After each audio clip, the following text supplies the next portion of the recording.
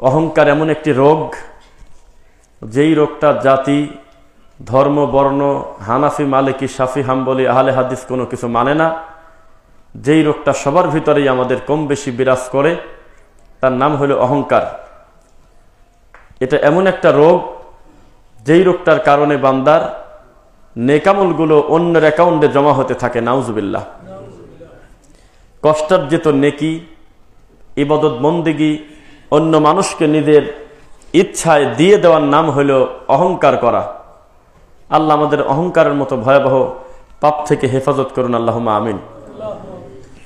যেই লোক 5 ওয়াক্ত নামাজ পড়ে, রমাদান মাসে সিয়াম পালন করে, 2.5% টাকার যাকাত দিয়ে দেয়, ওসর আদায় করে সঠিকভাবে, সামর্থ্যবান হয়েছে, হজ করেছে, এমন একটা মানুষ সহজে কিন্তু সুদ খেতে চায় না।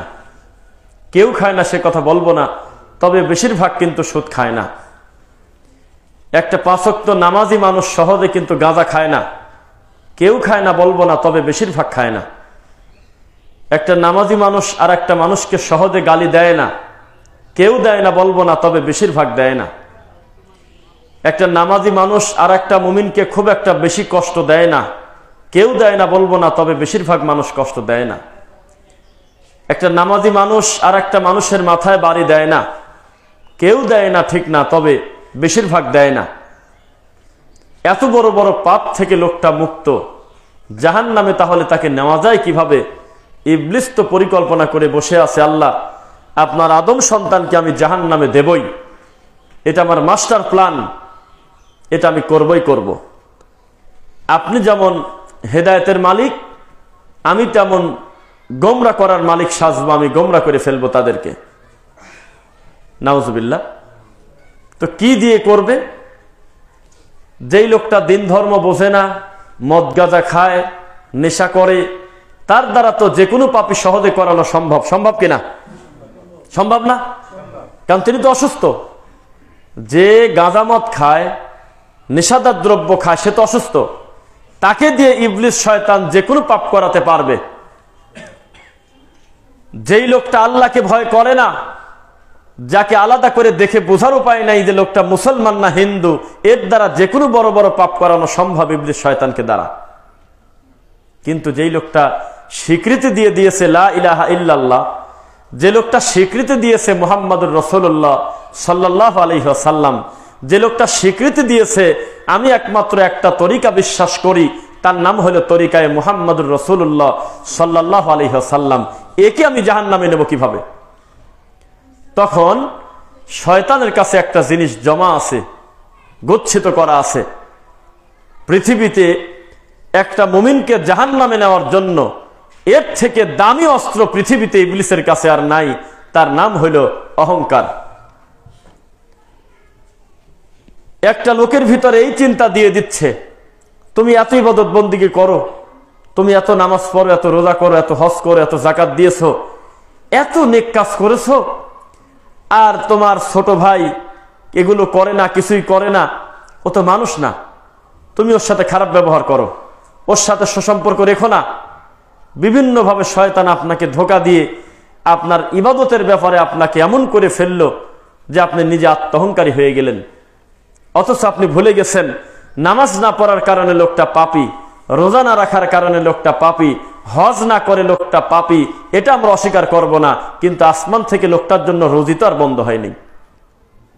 এত বড় বড় পাপ করার পরেও খালেক যেহেতু রাগ করে তাকে জমিন থেকে সরায় দেয় নাই, তা আমি তাকে বিরোধিতা করে সরায় দেব কেন? আমি তাকে আদবের সাথে তার সামনে গিয়ে দাওয়াত দেব? তা করে না। আলেম পাশ করা একটা মানুষ দাখিল পাশ করা মানুষকে খুব একটা বেশি ভালো চোখে দেখতে পারে না, কেননা তার থেকে সে বিদ্যায় বেটার পজিশনে আছে, এটা মানুষের গতি। পাশের বাড়ির একজন প্রতিবেশীর ছেলে যদি বৃত্তি পায়, স্ট্যান্ড করে, এইটা তার পছন্দ হবে না, ভালো লাগবে না তার ভিতরে, এটা মানুষের মানবিক একটা বড় দুর্বলতা। একটা মানুষ ওমরা করেছে 3 বার, কিন্তু আপনি করেছেন 5 বার। কেন জানি উনি যখন ওমরার কথা আলোচনা করে, আপনার 5 বারের কথা ভালোভাবে প্রেজেন্ট না করা পর্যন্ত ভিতরে শান্তি আসতেছে না। এটার নাম অহংকার, এটার নাম লোক দেখানো ইবাদত, এটার নাম ছোট শিরক, এটার নাম হলো রিয়া, যেটা মানুষকে খুশি করার জন্য, মানুষের সামনে শো করার জন্য করা হয়। আল্লাহ বলেছে ওয়ালা তামশিফিল আরদি মারাহা, 17 নম্বর সূরা, সূরা বনী ইসরাইল। খবরদার জমিনে হিংসা করে চলো না। ইন্নাকা লান তাখরিকাল আরদ ওয়া লান তাবলুগাল জিবালা তুলা, তুমি পারবে না হিংসা করে, অহংকার করে আমার জমিনকে ভাগ করে দিতে। ওয়া লান তাবলুগাল জিবালা তুলা, তুমি কি পারবে ওই পাহাড় পর্বতকে বিদীর্ণ করে দিতে, এই বুকটা উঁচু করে সেখানে লাগাতে পারবে? কুল্লু যালিকা কানা সাইয়্যুহু ইনদা রাব্বিকা মাকরুহা, পৃথিবীর সমস্ত পাপ কাজ তোমার রবের কাছে মাকরুহ, কি অপছন্দনীয়। এই তো মাকরুর তো দলিল আপনারা পেয়ে গেলেন। তাহলে তো জর্দা খাওয়া যায় নাকি? এখানে হারাম বলা হয়েছে, এখানে মাকরু শব্দের অর্থ হারাম। তোমার রবের কাছে সমস্ত পাপই হলো হারাম, মাকরু। যেমন আল্লাহ সুবহানাহু ওয়া তাআলা কোরআনে বলতেছে ইন্নামা আমওয়ালুকুম ওয়া আওলাদুকুম ফিতনাহ, নিশ্চয় তোমাদের সম্পদ এবং তোমাদের সন্তান সন্ততি হলো ফিতনা। আবার সমস্ত খবর পূজারী, মাজার পূজারী, তরিকাপন্থী মানুষের কাছে আহলে হাদিস হলো একটা ফিতনা। কথা কি বুঝতেছেন? ফিতনা। তারপরে আয়াতটা পড়ি, মাল ওয়াল বানুনা জিনাতুল হায়াতিদ দুনিয়া। আবার আল্লাহ বলতেছে নিশ্চয় তোমাদের ধন সম্পদ এবং সন্তান সন্ততি হলো আমি আল্লাহর পক্ষ থেকে অনুগ্রহ, আমার নিয়ামত। সেই আল্লাহ আবার বলতেছে ইন্নামা আমওয়ালুকুম ওয়া আওলাদুকুম ফিতনা, নিশ্চয় তোমাদের সন্তান সন্ততি এবং তোমাদের ধন সম্পদ হলো ফিতনা। তো ফিতনা মানে আমাদের সমাজে আমরা বুঝি যে ওই লোকটা ডিস্টার্ব করতেছে, ফিতনা করতেছে মানে বড় পাপ করে ফেলতেছে, অন্যায় করে ফেলতেছে।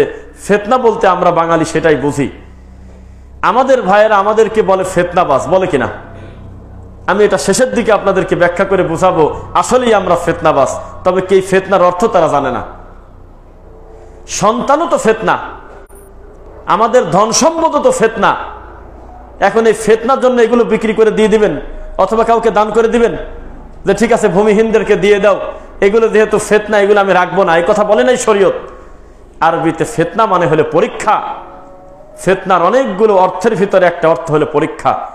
যেমনটা সূরা ফাতিহার অনেকগুলো নামের ভিতরে একটা নাম আছে হলো আপনার সূরাতুস সালাহ, সালাতের সূরা। কি সূরা? আপনি আর কোন সালাত, আর কোন সূরা কতটুকু পড়েছেন, কয় আয়াত পড়েছেন, কতটুকু পরিমাণ পড়েছেন বা পড়েছেন কিনা, এর সাথে নামাজ হওয়া না হওয়ার সম্পর্ক নাই। একটা লোক যদি প্রয়োজনে শুধু সূরা ফাতিহা পড়ে রুকুতে চলে যায় তবুও তার সালাত হবে ইনশাআল্লাহ। ফাকরাউ মা তায়াসসারা মিনাল কুরআন, কোরআন থেকে যদি লোকটা একটা আয়াত তেলাওয়াত করেও রুকুতে চলে যায় আল্লাহর কসম তার সালাত হবে ইনশাআল্লাহ।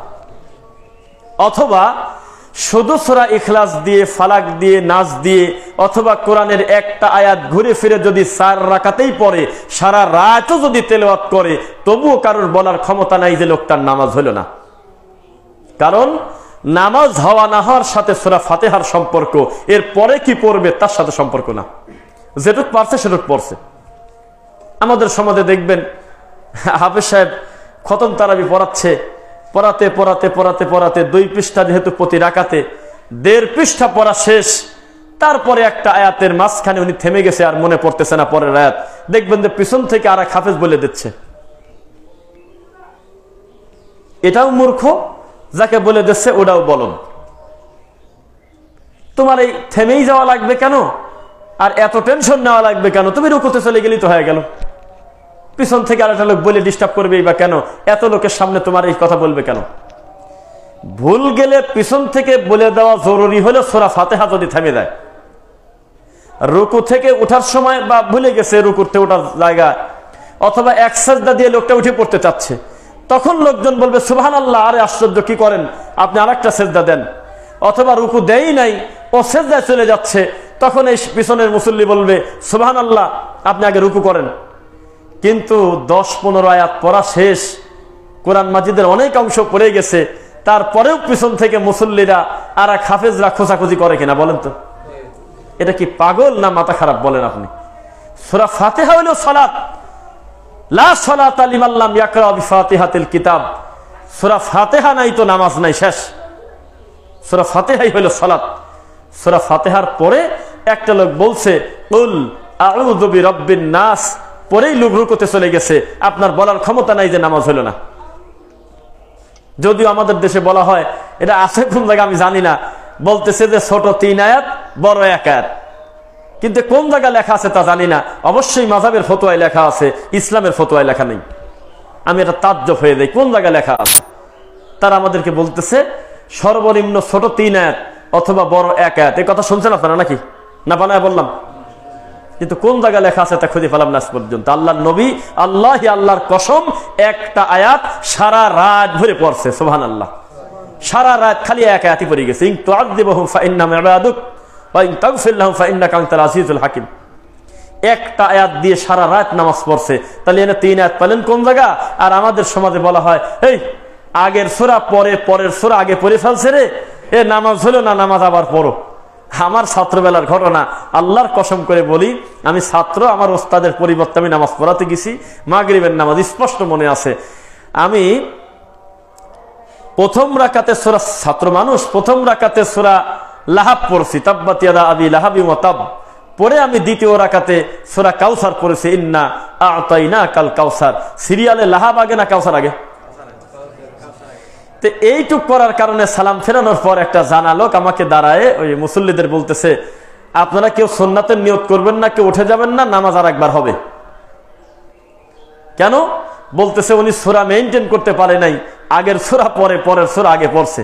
তখন আমি আবার নতুন করে সালাত পড়লাম, আল্লাহ তুমি সাক্ষী, মসজিদে বললাম। তখন তার জানতাম না যে ইসলাম এত সহজ আর আমাদের বাঙালির বানানো জিনিসটা কত কঠিন। নাউজুবিল্লাহি মিন যালিক। মানুষ সূরা মেইনটেইন করে পড়বে সেটা ঠিক আছে, অসুবিধা নাই, ভালো। বরং অনেক মুহাদ্দিস, অনেক মুফাসসির বলেছে তোমরা সূরা মেইনটেইন করে একটা সিস্টেম মতো পড়ো, এটা আদব, এটা ভালো। কিন্তু কেউ এই কথা বলে নাই যে একটা লোক আগে নাস পড়ছে, পরের রাকাতে ফালাক পড়ছে, জন্য লোকটার নামাজ হলো না, আর অতিরিক্ত সাহু সেজদা দিতে হবে, এরকম কথাও কেউ বলে নাই, কোনোদিনও কেউ বলে নাই। কিন্তু আমাদের সমাজ বলে আগের সূরা পরে, পরের সূরার আগে হলে নামাজই হয় না, নাউজুবিল্লাহ। অথচ সূরা ফাতিহা না পড়লে নামাজ হয় না, এরকম কথা হুজুররা খুব কমই বলে। এটা হলো আমাদের স্বভাব। দেখ, যে পয়েন্টটা ছিলাম, মুহাম্মদুর রাসূলুল্লাহ সাল্লাল্লাহু আলাইহি ওয়াসাল্লাম আমাদেরকে বলেছেন হিংসা থেকে বেঁচে থাকতে, অহংকার থেকে বেঁচে থাকতে। এদেশে যত শিরিক, যত বিদআত, যত পাপ, যত হারাম কাজ দৃশ্যমান হওয়ার পরেও অতীতের পাপগুলো মানুষ ছাড়তে পারতেছে না, তার একটা মাত্র বড় কারণ হলো অহংকার। এত বড় হুজুর, উনি এত বছর ধরে বিদআত করছে, শিরিক করছে, এখন যদি উনি রাতারাতি স্বীকার করে যে তাবিজ দেওয়া হলো শিরিক, এটা জাতির সামনে ওনার কি থাকে? এই অহংকারে লোকটা স্বীকার করে না। আপনি কথা বলেন না যে মানুষ জানে না শিরিক কি, বিদআত কি। অবশ্যই জানে, কে বলছে জানে না? অবশ্যই মানুষ জানে, কিন্তু অহংকারের কারণে চলতেছে। মাঝভান্ডার একটা তরিকা আছে, জানেন কিনা? মাঝভান্ডার একটা মানুষের মস্তিষ্ক কতটা বিকৃত হলে, কত পরিমাণ পশুর আকৃতি হলে খোলা মাঠে মাহফিলে এসে বলতেছে আল্লাহর নবী নিজেই তো গান বাজনা করছে। কতটা বিকৃত মস্তিষ্কের হলে এই কথা মুখ দিয়ে বলা যায় যে আমার মরণের কালে তোমরা কালমা পড়ো না, তোমরা ঢোলবাসি বাজা আমার কবর দিও। অথচ একটা সুন্নি জামাত কবর পূজারী কোনদিন তারা খোলা মাঠে বলল না। এত বড় একটা কুফরি বাক্য লোকটা মুখ দিয়ে বলল, উনি আমাদের কেউ না। কারণ অহংকার, রাতারাতি সত্য স্বীকার করতে পারতেছে না। কেননা মাঝভান্ডারি হইল আপনার সুন্নি, ও হইল সুন্নি। আলেম ওলামা যতদিন অহংকার মুক্ত না হবে, আল্লাহর কসম ততদিন এই দেশের জাতি সঠিক দিন ধর্ম পাবে না। একমাত্র অহংকারের কারণে এগুলো ঘটতেছে। নুরুল ইসলাম অলিপুরি যদি কোন রকম যদি জ্ঞান বুদ্ধি আল্লাহ তাকে দিয়ে থাকে, আমরা বিশ্বাস করি অবশ্যই তিনি তাওহীদের জ্ঞান রাখেন। তার বিদ্যা নাই এ কথা আপনি বলেন না? চতুর্দিকে তিনি কি কিছুই দেখে না? তার ছেলে কি বলে, তিনি কি বলে, আর আলেম ওলামা কি বলে, কোরআন হাদিস কি বলে? সত্যি যদি অন্তরের বক্রতা না থাকতো, অহংকার না থাকতো, লোকটা বহু আগে সত্য স্বীকার করে নিত। বালিশে মাথা দিলে কেউ না কেউ বললে অন্তত নিজের বিবেক তো বলার কথা যে আমি চরমনার পীর, সারা পৃথিবীর হক্কানি আলেম ওলামা বলতেছে, এভাবে আল্লাহর সাথে আর কি ঠাট্টা করা হচ্ছে, জিকির আজগারের নামে, ধর্মের নামে নিরীহ মানুষকে নিয়ে মজা করা হচ্ছে, আল্লাহকে নিয়ে কটূক্তি করা হচ্ছে। বিভিন্ন 27টা বইতে মিনিটে মিনিটে পৃষ্ঠায় পৃষ্ঠায় আল্লাহর তাওহীদকে অস্বীকার করা হয়েছে। এত বড় খারাপ কথা লিখেছে তারা, জেনেছে তারা, বাপ করেছে, দাদা করেছে, জানার পরেও তারা স্বীকার করে না, কারণ অহংকার। এতদিনের গণা সম্পত্তি রাতারাতি যদি স্বীকার করে যে আমার দাদাও ভুল করেছে, বাপও ভুল করেছে, তাহলে জাতির সামনে মুখ দেখাবে কিভাবে? এই জাতি সঠিক তাওহীদ পায় না একমাত্র আমাদের মতো হুজুরদের অহংকারের কারণে। আপনাকে আমি নাম বলবো না, আপনি কোন গুরু বাবার যাচাই করেন না। এখানে হানাফি, শাফি, হাম্বলি, মালিকি বলে কোনো কথা নাই। আজকের খুতবা হলো সার্বজনীন অহংকারের বিষয়ে। আহলে হাদিস হোক আর যেই হোক, অনেক সময় আপনি দেখবেন হুজুরের বিদ্যা নিয়ে কোনো কথা নাই। কোন জায়গা কোন আয়াত আছে, একটা বিষয়ে বক্তব্য দিতে দিবেন, ওই বিষয় ভিত্তিক 2 ঘন্টা 3 ঘন্টা বক্তব্য দিয়ে দেবে। এই ব্যাপারে আমাদের কোনো অভিযোগ নাই। বিরাট বড় মাপের আলেম, কিন্তু পেট ভরা হিংসা আছে কিনা? হুজুর বড়, হুজুরের বিদ্যা নিয়ে কিন্তু আমার এই কথা বলার কোনো সুযোগ নাই। আল্লাহ চরম বিদ্যা দিয়েছে, কিন্তু অহংকার ভরা তার ভিতরে। এইটা হলো ইবলিসের একমাত্র সফলতা, যে যেহেতু আমি এত বড় আলেমকে আমি সুদ খাওয়াতে পারবো না, এত বড় একটা আলেমকে আমি গাঁজা খাওয়াতে পারবো না, এত বড় একটা আলেমকে আমি সম্পদের ওয়ারিশ ফাঁকি দেওয়াতে পারবো না, এত বড় একটা আলেমকে আমি তো চুরি করাতে পারবো না, এত বড় একজন ধর্ম জানা কামেল পাস, মুফতি, দাওরা পাস, এত বড় হুজুর, এই হুজুর একটু আর আমি ডাকাতি করাতে পারবো না, এই হুজুরকে দিয়ে তো আমি নেশা করাতে পারবো না। কি করা যায়? বলতেছে অহংকার আর হিংসা ঢোকা দাও, একাই জাহান্নামে চলে যাবি। এটাই কারণ।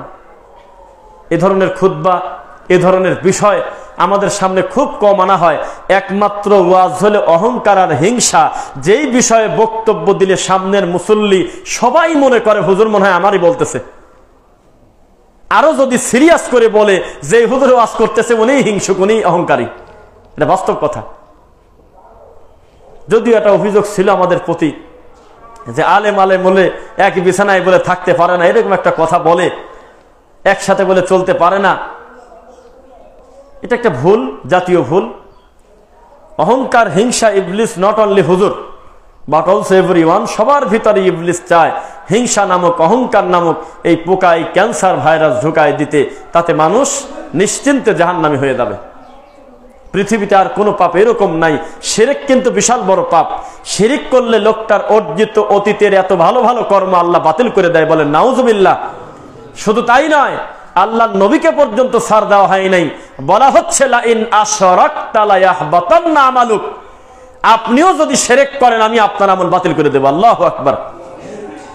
তারপরেও শিরিক করলে নিজের নেকি অন্য লোকের অ্যাকাউন্টে চলে গেছে এমন কোন হাদিস, এমন কোন আয়াত কোরআনে আছে আমাদের জানা নাই।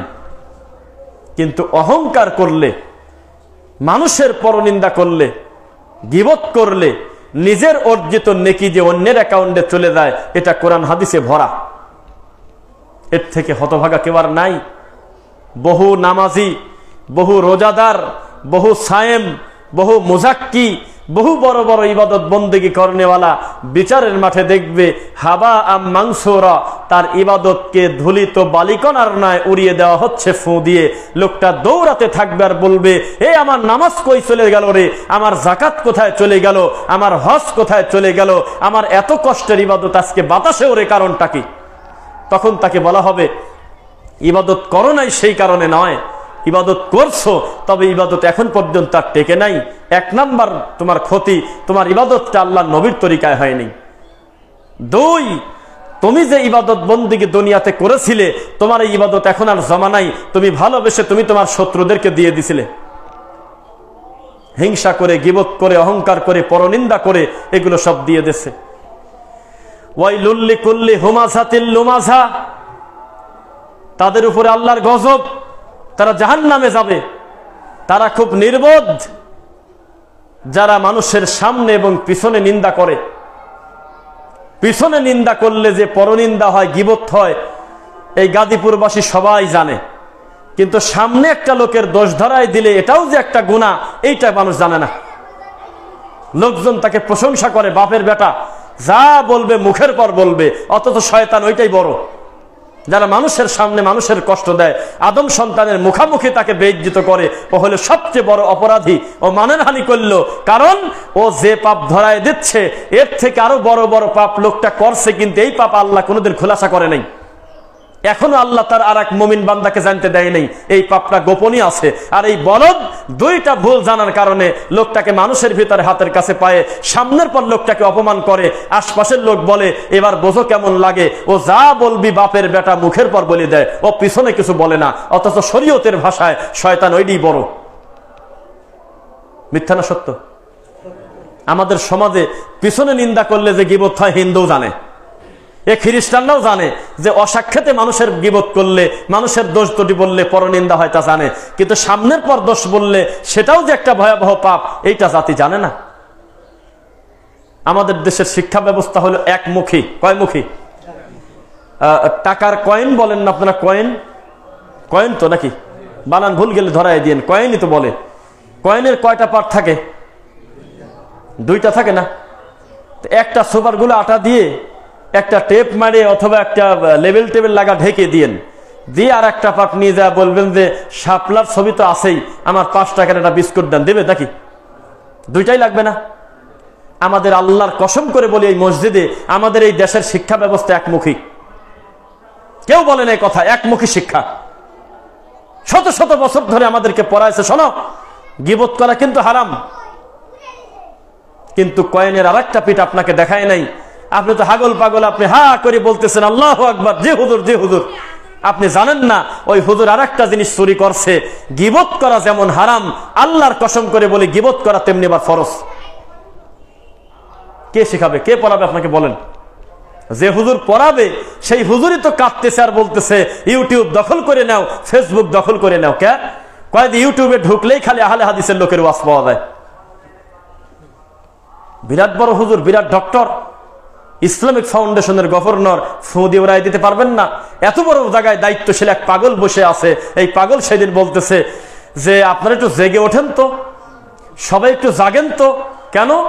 বলতেছে আমাদের বাংলাদেশের পুরা ইসলাম কিন্তু এখন আহলে হাদিসের দখলে চলে যাচ্ছে। তবে আমাদের রাগ হয় নাই শুনে, আমরা খুশি হয়েছি আলহামদুলিল্লাহ। তোমার মুখ দিয়ে আল্লাহ সত্যটা বের করে দিয়েছে, এটার থেকে আর শুকরিয়া কি হতে পারে? সত্য কথা। সেই লোক কয়েকদিন আগে হজ করে আসি বলতেছে সোনার নবীর ঘাম মুবারক নিয়েছি, তোমরা কি নিবে? এইরকম একটা বলদ যদি জাতির বড় হুজুর হয়, সে জাতির কপালে কি আছে? তাই তো আমি বলছিলাম যে জাতির বড় হুজুর হলো নাদান, এ জাতি আর কবে হবে সাবধান? কপাল তো তাই। গীবত করা ফরজ, আল্লাহর কসম কোরআন হাদিসের দলিল দিয়ে বলতে পারবো গীবত করা ফরজ। সারা দিন ফেরাউনের গীবত করেন, গুনাহ আবাদ দেওয়ার নেকি হবে? তাহলে মুসা নবীর সৌন্দর্য জাতি জানতে পারবে। সারাটা দিন আবুল আহাবের গীবত করেন, তাহলে আল্লাহ নবীকে ছিল, তাহলে বোঝা যাবে যে তার সম্মান কত বেশি। আপনি আন্দাজে বলে দিলেন যে গীবত করা হারাম। আহলে হাদিসের আলোচক যখন বলে আহলে কোরআন হলো পথভ্রষ্ট, হিজবুত তাওহীদ হলো পথভ্রষ্ট, কবরে সেজদা দেয় যারা তারা পথভ্রষ্ট, নবীর উপরে যারা অপবাদ দেয় তারা পথভ্রষ্ট, যারা কুলখানি করে বেড়ায় তারা পথভ্রষ্ট, তাবিজ বিক্রি করে বেড়ায় যারা তারা পথভ্রষ্ট, আল্লাহকে সব জায়গায় যারা বলে তারা পথভ্রষ্ট। সিরিয়ালে এইভাবে যখন আমরা আহলে হাদিসের আলেম ওলামা মানুষের বড় বড় পাপ থেকে বাঁচানোর জন্য শিরকের কারখানাগুলোর নাম ধরে জাতিকে সতর্ক করি, তখন এই বলদ জাতি আমাদেরকে লেখে কি জানেন? তোরা হলো খালি গীবত করিস, তোরা আর একটা হুজুরের পথে লাগিস, তোরা মানুষের খালি গীবত করিস। কি বললা তুমি কথা? তোমার মতো ঠান্ডা বিয়াদ্দবের কারণেই তো টাঙ্গাইলে হিজবুত তাওহীদ তৈরি হয়েছে, যারা বলতেছে নামাজ পড়া বলে মিলিটারি ট্রেনিং, যারা বলতেছে আল্লাহর নবী নিজেই তো গান বাজনা করে বেড়াইছে, যারা বলতেছে মেয়ে ছেলে পেলের পর্দা এমন কোনো জরুরি জিনিস না, যারা বলতেছে মেয়ে আর ছেলের পার্থক্য কি, একসাথে নামাজে দাঁড়াও, তো এই দাঁড়াও একসাথে নামাজে দাঁড়াও। তোমার মতো হুজুরের কারণে তারা সাহস পাইছে। তুমি যদি আজকের থেকে 10 বছর 20 বছর আগে বলতে বায়েজিদ খান পন্নী হলো একজন অমুসলিম ধর্মবিরোধী একজন কুলাঙ্গার, জাতির সামনে যদি সতর্ক করে দিত সমস্ত আলেম জুমার খুতবায়, তাহলে টাঙ্গাইলে এত বড় ধর্মবিরোধী মানুষ তৈরি হতো না। এটা আমাদের কর্মের ফল। একটা মানুষের মস্তিষ্ক কতটা বিকৃত হলে বলতেছে যে আল্লাহ নবীর হাদিস মানেই হলে বাতিল। প্রতিটা কথার দায়িত্ব নিচ্ছে, আপনারা সাক্ষী আছেন। সেই গ্রুপের নামটা বলেন, আমি শুনবো। যারা বলতেছে নবীর হাদিস বাতিল, মানা যাবে না, এই গ্রুপের নাম বলেন। হ্যাঁ, এই তো এত আসতে বলেন কেন, ভয় পাচ্ছেন? আহলে কোরআন সাতক্ষীরা যায় দেখেন, খুলনায় যায় দেখেন, ঢাকারও বিশেষ বিশেষ কিছু জায়গায় বড় বড় শিল্পপতিকে মাথা কিনে নিয়ে নিয়েছে। ওরা বলতেছে নবীর হাদিস মানে পুরাটা বাতিল, মানতে হবে শুধু কোরআন। নাউজুবিল্লাহ পড়েন। অথচ আল্লাহর হকে পৃথিবীর সবচেয়ে দামি ইবাদতের নাম বলেন, আমি শুনবো, বলেন। ভয় পাচ্ছেন নাকি? আল্লাহর হকে সবচেয়ে দামি ইবাদতের নাম কি? সালাত না? এই সালাতে 2টা সেজদা দেন না প্রতি রাকাতে? এই 2টা সেজদার কথা যদি কোরআনে লেখা থাকে তাহলে আমি আপনার আগামী খুতবায় ক্ষমা চাইয়া দেব।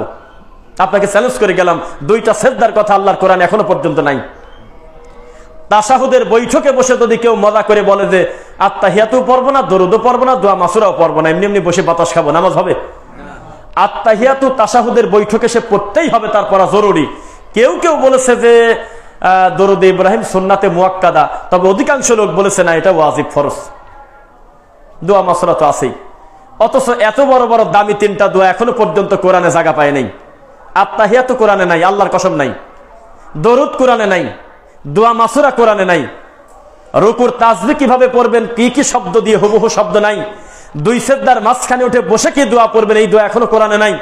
রুকু থেকে মাথা তুলে দাঁড়ায় কি বলবেন, এই কথাটা কোরআনে এখনো পর্যন্ত নাই। বাদ দিয়ে দিবেন নাকি? কথা বলে না, বাদ দিয়ে দিবেন? তাহলে এত কিছু আপনি রাসূলের হাদিস থেকে নিলেন, সেই রাসূলকে আপনি কি করে বলতে পারেন আল্লাহর নবীর হাদিস মানেই হলো বাতিল? আমি যদি বলি এই গ্রুপের সংখ্যা বাংলাদেশে 50 লক্ষ, তাহলে কম হয়ে গেল? আমি বলি কম হয়ে গেল। তারা দিন দিন এমন ভাবে ক্যাপচার করে ফেলছে, তাদের পত্রিকা বানাইছে, তাদের বই লিখেছে। তারা আর একটা কি নাম দিয়েছে, মুফাসসিরে কোরআন পরিষদ না কি জানো, এরকম একটা পরিষদ নাম দিয়েছে, কোরআন বোঝার পরিষদ। হাদিসবাদ, আস্তাগফিরুল্লাহল আযীম। আমাদের এই নরম হওয়ার কারণে, আমাদের হক কথা না বলার কারণে গীবত যে হারাম, এদের ভয় পেয়ে ভিতরে রেখে দিয়েছে, ওরে বাবা গীবত করলে হারাম হয়, বসে আছে।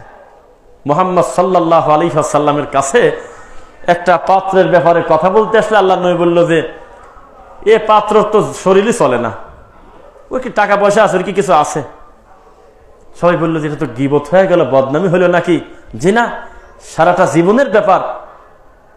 ছেলেকে দেখতে আসছে, এসে ওই লোকটার অধিকার আছে, তার মেয়ে দিবে চিরদিনের জন্য, একটু তদন্ত করা, আশেপাশে অধিকার নাই? তদন্ত করতে যায়, দেখা গেল ছেলে 2 বেলা গাঁজা খায়, 1 বেলা ভাত খায়। হতে পারে না? এখন উনি চলে গেল, বিয়ে ভেঙে গেল। এখন এই বাড়ির লোক প্রতিবেশীর সাথে ঝগড়া লাগানেছে, ওই তো ওইরে বাড়ি গেছিল, ওরাই আমার একটা ব্যাপারে খারাপ কথা বলে দিয়েছে। কত কথা তৈরি হয় সমাজে, ঝগড়া হয় না? সত্য কথা বলে দিবেন। বিবাহের ক্ষেত্রে কোনো মেয়ের ব্যাপারে যদি কেউ তদন্ত করতে আসে, আপনি সত্যি কথা বলে দেন যে মেয়ে সবই ভালো, 2015 সালে খালি 3 দিন কোন জায়গা দিন হারা গেছিল, বলে দেন সত্যি কথা, বাঁচি যাক, ওই লোকটা বড় বিপদ থেকে বাঁচি যাক। তওবা করলে আল্লাহ গুনাহ ক্ষমা করে, ঠিক আছে। উনি যদি মনে করে যে 2015 সালে মানুষ হিসাবে একটা ভুল হয়ে গেছে, যা হবার হয়ে গেছে, আমি জেনে বুঝে বিয়ে করবো, আপনার কোনো অসুবিধা নাই। কিন্তু আপনার কাছে আসলে আপনি বললেন এরম একটা মিয়া গোটা গ্রামেই তো নাই, তাহলে আপনারা পাপের কাজ করলেন, অপরাধীকে স্বীকৃতি দিলেন। আপনি সত্যি বলে দেন। একটা লোক একটা লোকের সাথে ব্যবসা করবে, কোটি টাকার ব্যাপার, এসে বলতেছে যে বাবাজি কি ভাই, আমি তো খুব আশা করছি, আমি এই 12 বই কাতে এই ব্যাপারে পার, আমি একটা ব্যবসা করবো, আমি পার্টনার হিসেবে আমাকে চাচ্ছি। আপনি কি বলেন? আপনি সত্যি কথা বলে দেন, হলো সেটা ও মানুষের হক নষ্ট করে 30 লাখ টাকা মানুষের মারিয়ে দিয়েছে, সত্যি কথা বলে দেন। ওই লোকটার বড় বিপদ থেকে বাঁচায় দেন। লোকটার তখন তিতা লাগলেও পরবর্তীতে চলে গিয়ে তার মনে হবে যে আল্লাহ, আজ অমুক লোকটার ওসিলে আমি একটা বড় বিপদ থেকে আল্লাহ বাঁচাইছে। তো গীবত করা হারাম, এই বাংলাদেশি হুজুর যে আপনাকে ফতোয়া দিল, ফতোয়ার আর একটা পিঠ দেখাবে না? যত কবর পূজারী হুজুর আছে, যত মাজার পূজারী হুজুর আছে, যত শিরিক করায় মানুষকে, যত বেদাতি মাওলানা আছে, প্রত্যেকটা হুজুরের নাম ধরে এই মুসল্লিদেরকে সতর্ক করা সুন্নাত না ফরজ? বলেন কথা বলেন, ফরজ না সুন্নাত? এই চৌরাস্তার আশপাশে এই যত মানুষ আছে, তারা কেউ বেদাত করে না মনে হয়, নাকি করে না? না করে। আল্লাহর কসম, একটা চলন্ত বিদাতিকে আমরা হিংসা করি না, খারাপ বলি না, আমরা গালাগালি করি না, বা আমরা বিরোধিতা অতটা করি না, কারণ এই লোকটা একজন ব্যক্তি বেদাতি, একজন মুসল্লি বেদাতি। উনি বেদাত করলে ওনার বাপেরও ক্ষতি নেই, ওই লোকটা বিদআত করার কারণে তার খালু জাহান্নামে যাবে না, এই লোকটা নিজে যাবে, কারণ উনি পার্সোনাল ব্যক্তি পাপী। আমরা আজও পর্যন্ত বলি নাই চৌরাস্তা দিয়ে আসতে অমুক জায়গা দেখলাম একটা লোক মিলাদ পড়তেছে, তার নাম অমুক, এরকম কোনো কথা জীবনে বলছি কোনোদিন? কারণ উনি ব্যক্তি পাপী। হুজুরদের বিরুদ্ধে বলি কেন জানেন? একটা হুজুর মানুষ যদি বেদাতি হয়, একটা ইমাম যদি বেদাত করে, তাহলে গোটা সমাজের যত মুসল্লি তার আওতাধীন, সমস্ত মুসল্লি বেদাত করে যত পাপী, এই হুজুর একাই তত পাপী। বোঝা কি যাচ্ছে? বলতেছে যে গাড়ি ভালো আছে তো, পাগল নাকি? গাড়ি হলো স্লিপার কোচ, একেবারে ঘুমাতে ঘুমাতে যাবেন চট্টগ্রাম। গাড়ির সিট ভালো তো, বলে যে তুমি শুয়ে থাকলে বুঝতেই পারবে না কিসের উপরে আসো, মনে হবে জাজিম। গাড়ির এমনি সব ভালো, বলে সিঙ্গেল সিট, খুব আরাম। গাড়ির কালার দেখলে মন ভরে যায়। ড্রাইভার হলো ফার্স্ট ক্লাস ড্রাইভার, 42 বছরের অভিজ্ঞতা। তারপরে গাড়ির চাকা ভালো আছে তো, বলে যে নতুন চাকা গত 1 সপ্তাহ আগে লাগানো। তাহলে কি আর গাড়ির কোনো দুর্বলতা আছে? শেষের দিকে বলতেছে খালি ব্রেকটা মাঝে মধ্যে কাজ করে না। তা কি উঠে যাবেন গাড়িতে নাকি? উঠবেন তো? মসজিদ তার 4 তালা। আরে মসজিদ দেখি বাইরে থেকে দাঁড়া মনে হয় দোয়া করি, আল্লাহ এত বড় মসজিদ এই গ্রামের ভিতর, জানটা ভরে দেয়। মসজিদের হুজুরের পাগড়ি দেখলে জান ঠান্ডা হয়, বাপরে বাপ, 6 হাত উঁচু, আবার পাগড়ি পড়ছে আরো 5 হাত। এত সুন্দর চেহারা, মহিলা মানুষের সাথে বেশি পর্দা করে এই দেশের হুজুর, রুমাল টুমাল দিপ পেঁচা এরকম থাকে। 100 দানার তাসবি না, 500 দানার তসবি হাতে করে রয়েছে। মসজিদে ঢুকলে আর বাড়ায় না। মসজিদে যে মেম্বারের পর বসে হুজুর খুতবা দেয়, 3 নাম্বার খুতবা দেয় মানুষের তৈরি করা, এই মেম্বারের দাম হলো 4 লাখ টাকা। মসজিদে যে মার্বেল পাথর দিয়ে মসজিদ করেছে, ওযুখানার ভিতরে ঢুকলে আর বের হতে মন চায় না, এত চকচকা। লক্ষ টাকার ঝাড়ুবাতি, আপনার ঝাড়বাতি, এত সুন্দর মসজিদ, কিন্তু মসজিদের যেই লোকটা ইমাম, এই লোকটা খুতবা দেয় হলো জাল হাদিস বলি। আপনি বলেন তো দেখি, এ বেরেক ফেল হওয়া কাম না? তো আপনারা খালি চকচকা দেখেন, যে দেখতে সুন্দর, এত বড় হুজুর 40টা বছর ইমামতি করে, এত বড় হুজুর কি ভুল করতে পারে? জি, ভুল তো ওইগুলি করে যারা একটা পর্যায়ে চলে গেছে, একটা বিশ্বাসের একটা পর্যায়ে গিয়ে তখন তো শয়তানি করে বেড়াচ্ছে। কথা কি বোঝা যাচ্ছে? হিন্দুরা হাতে লাল সুতা বাঁধে, তুমি গালাগালি করো, তুমি বলো যাই বেটা লাল সুতা বাঁধিস কি কামে? এই একটা কথা, লাল সুতা বাঁধলে কি হয়? এ তোমরা পাগল নাকি? তোমরা সিঁদুর নিছাও কেন? এ নিলে কি হয়? এইভাবে আপনি গালাগালি করেন, কটাক্ষ করেন, সেই লোক আপনার গলায় তাবিজ আছে, আপনি মাজারের সুতা গায়ে নেন, আর ওকে বলতেছেন যে তুমি সিঁদুর নিলে কেন? অপরাধী ওর থেকে আপনি বড় না? ও তো বলতেই পারে যে আল্লাহ কুল্লু মাউলুদুন ইউলাদু আলাল ফিতরা, আমরা স্বীকার করলাম আমরা হিন্দু ছিলাম, তবে তুমি তো হিন্দু করে আমাদের বানাইছিলে না, তুমি বানাইছিলা, ডেলিভারি হয়েছিলাম আমরা মুসলিম হিসাবে। এটা হাদিস। কিন্তু প্রত্যেকটা সন্তান দুনিয়াতে ভূমিষ্ঠ হয় কিন্তু ফিতরাতের উপরে, ইসলামের উপরে। আল্লাহ আমি বুঝিনি আমার বাপ আমার গণেশ বানা ফেলছে, আমার বাপ সরস্বতী পূজা করতে করতে আমাকে ওই লাইনে নিয়ে গেছে। আল্লাহ আমি তো বুঝতে পারছিলাম না তাওহীদ কি, দিন কি, শিরক কি, বিদআত কি, আমি তো বুঝতে পারি নাই, কিছু একটা বলার নাই। আর এদের হুজুর কি কবিতাই বলেন নাকি একবার? হুজুর বলবে কি? হুজুরের বিসি খতমের কি হবি? হুজুর মরা মানুষের নামে কোলখানি করে খায়, তাবিজ বেচে খায়, এই ধর্ম বিকৃত করে খায়। আবার এই যে ভাই সাক্ষী আছে, টাঙ্গাইলে একটা জানাজায় লোকটা মাটি দিবে দিচ্ছে না, কে কয় যে উনি মেলা নামাজ কাজা করছে তো হিসাবে 1,62,000 টাকা কাজা কাফারা আসে, অন্তত 1,00,000 টাকা দেওয়া লাগবে। কথা বুঝছেন? তারপর বললো যে না এভাবে চলে না, আমরা আর একটু বড় হুজুরের ডাক দেই, যে বড় হুজুর কি বলে। সে বড় হুজুর তো তাকে আবার ডাক দিয়েছে, বড় হুজুর এসে বলতেছে আমার হিসাবে তো 2,25,000, তোমরা 62 পেলা কোন 1 লাখ কোন? সারা পৃথিবীর সম্পদ দিয়ে 1 রাকাত ফরজের দাম দিতে পারবেন? অতগুলো হুজুর, অতগুলো মৌলানা, এই বলদরা বসে বসে ক্যালকুলেটারে হিসাব করতেছে, এই লাশ সামনে রাখি, কেউ কয় 1,62,000, কেউ কয় 2,30,000, কেউ কয় 2.5 লাখ, এরকম করতেছে। এর বলে দাম বলে দেওয়া যায় বলে। এই জন্য আমরা যারা প্রতিদিন এক মাগরিবের সাথে আরেক মাগরিব পড়ে, এক জোহরের সাথে আরেক জোহর পড়ে, যে এইটা মনে করে আল্লাহ আমার অতীতে জীবনে কত নামাজ ছুটে গেছে বালে ঘর পর থেকে, তুমি আমাকে ক্ষমা করো, আমি কাফারা হিসাবে পড়ে দিচ্ছি, এটা পর্যন্ত সালফে সালেহিন থেকে নিষেধ। কেউ বলে নাই যে এই নামাজ পড়তে হবে। এটার নাম হলো ওমরি কাজা। কি কাজা? জায়েজ নাই। কেন? এইটা পড়া মানে আল্লাহর দয়াকে অস্বীকার করা। আল্লাহ হলো তিনি যিনি ইল্লা মান তাবা ওয়া আমানা ওয়া আমিলা আমালান সালিহা, খালি বলতে হবে আল্লাহ আমার ভুল হয়েছে, আমি এই ভুল আর জীবনে করব না, এই কথা মন থেকে বলে যদি লোকটা স্টিল থাকে, ইউবাদদিলুল্লাহু সাইয়্যাতিহিম হাসানাত, লোকটার গুনাহ শুধু ক্ষমা হয় না, অতীতের সব পাপকে আল্লাহ নেকি দিয়ে পরিবর্তন করে দেয়। তাহলে এই পাগল যদি মনে করে আল্লাহ 30 বছর আগের মাগরিব ছুটে গেছে, এই জন্য আমি আজকে মাগরিব না পড়ে দিলে আল্লাহ মাফ করবে না, তাহলে আল্লাহর দয়াকে কি স্বীকার করলো না অস্বীকার করলো? যদিও আমার বিষয়টা আসলে আমি নিয়ে ফেলছি এইটা একাই। বিদাতি হুজুরের আজব লীলা যদি বিষয়টাই বলতে পারতাম, তাহলে আপনি বুঝতে পারতেন যে ধর্মটাকে হাসির পাত্র বানায়। সমস্ত বিদাতি তাদের অনেকগুলো গুণ আছে, সিফাত আছে। এই এই এই এই গুণ থাকলে লোকটা কাঠমিস্ত্রি হতে পারবে ভালো, এই এই এই এই গুণ থাকলে লোকটা ভালো রাজমিস্ত্রি হতে পারবে, এই এই এই এই গুণ থাকলে ভালো ডাক্তার হতে পারবে। গুণ নাই মানুষের? তো বিদাতিদের যে গুণগুলো আছে তার একটা সিরিয়ালে একটা গুণ আছে যেটা মানুষ সহজে বলে না, আমি সেটা বলছি। তার নাম হলো বিদাতি আল্লাহকে বিশ্বাস করে না, আল্লাহকে অবিশ্বাস করে। আপনি হাসেন না, এটা সত্য কথা, আমি প্রমাণ করতে পারবো। বিদাতি আল্লাহকে যদি বিশ্বাস করত তাহলে এই বিদাত করতে পারতো না, সে ইবাদত করতো আল্লাহর দিনের জন্য, যা আছে শরীয়তে তাই করতো। মুহাম্মদ সাল্লাল্লাহু আলাইহি ওয়াসাল্লাম একজনকে বলতেছে, বলো আশহাদু আল্লা ইলাহা ইল্লাল্লাহ, কয় আশহাদু আল্লা ইলাহা ইল্লাল্লাহ ওয়া আন্না মুহাম্মাদুর রাসূলুল্লাহ। এখন ও বলতেছে কি জানেন, ওয়া আন্না না বলে বলতেছে মুহাম্মাদুর রাসূলুল্লাহ। আল্লাহ নবী বলল যে বেশি পণ্ডিতি করো কে?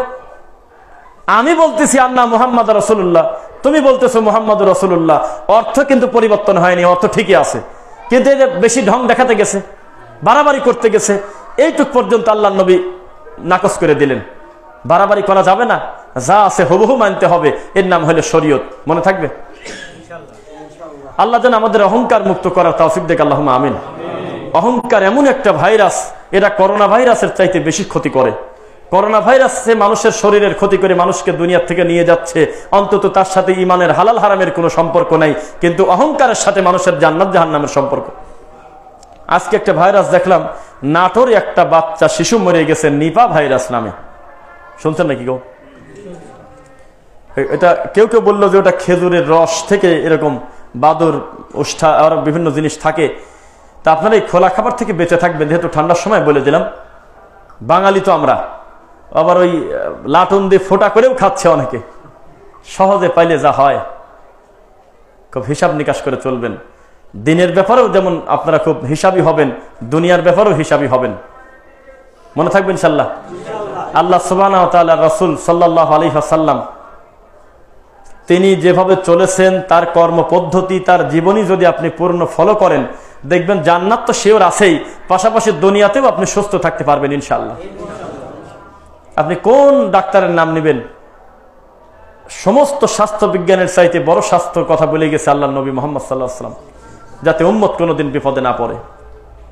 আমরা জানি আমাদের এই মসজিদে আমার সামনে যে মুসল্লিগুলো আছে, আমি আশা করতেছি সুধারণা একটা মুসল্লির গলায় তাবিজ নাই। আমি আশা করতেছি একটা মুসল্লিও মিলাদ পড়ে না, একটা মুসল্লিও এটা বিশ্বাস করে না আল্লাহ নবী গায়েব জানে। আমি অন্তর থেকে বললাম, আমি আশা করি একটা মুসল্লিও এইরকম ভুল ধারণা তাদের ভিতরে নাই যে আল্লাহ নবী হলো নূরের তৈরি, এটা আমরা বিশ্বাস করি। একটা মুসল্লিও কবর পূজা করে না, এটা আমার অন্তর থেকে মনে হচ্ছে। একটা মুসল্লিও টাকনুর নিচে কাপড় পরে না, এটা আমার মনের একটা বিশ্বাস আর কি। এরপরেও আপনার জাহান্নামে যাওয়ার জন্য আরেকটা বড় অস্ত্র ইবলিসের কাছে আছে, সেটা হলো হিংসা, অহংকার। হিংসা। মুহাম্মাদুর রাসূলুল্লাহ সাল্লাল্লাহু আলাইহি ওয়াসাল্লাম হুবহু এই শব্দ কোরআনে কিন্তু আছে, জানেন নাকি? তারপরে আমি পড়ি, ওয়াল্লাযীনা মাআহু আশিদ্দাউ আলাল কুফফার রুহামাউ বাইনাহুম তারাহুম রুকআন সুজদান ইয়াবতাগুন ফাদলাম মিনাল্লাহি ওয়া রিদওয়ানা সীমাহুম ফি ওয়ুজুহিহিম মিন আসারিস সুজুদ যালিকা মাসালুহুম ফিত তাওরাত ওয়া মাসালুহুম ফিল ইনজিল। তাওরাত ইনজিল তো বোঝেন। এখানে প্রথমে বলা হচ্ছে মুহাম্মদুর রাসূলুল্লাহ সাল্লাল্লাহু আলাইহি ওয়াসাল্লাম, ওয়াল্লাযীনা মাআহু আশিদ্দাউ আলাল কুফফার, তার যারা সঙ্গী সাথী হবে, তার যারা প্রিয় মানুষ হবে, তারা কাফেরদের ব্যাপারে কঠিন হবে। কুফরের ব্যাপারে কঠিন না? আপনারা কঠিন নাকি? একটা লোক আল্লাহ নবীকে গালি দিলে আপনার সহ্য হবে? এই তো কথা তো